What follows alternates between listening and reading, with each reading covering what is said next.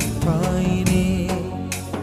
गुरुविक्रमाय गुह्यप्रवराय गुरवे गुणगुरवे